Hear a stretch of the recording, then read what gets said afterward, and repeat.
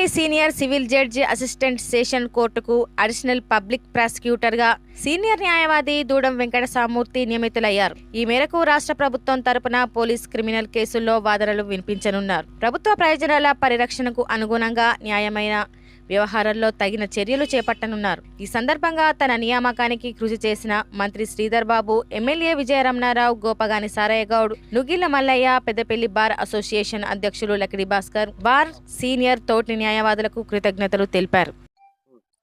నమస్కారం, నేను దూడం వెంకట సామూర్తి డిఎస్ మూర్తి. నేను ఈరోజు senior civil judge cum sessions court judge నందు అడిషనల్ పబ్లిక్ ప్రాసిక్యూటర్గా ప్రభుత్వం ద్వారా అపాయింట్ అయ్యాను.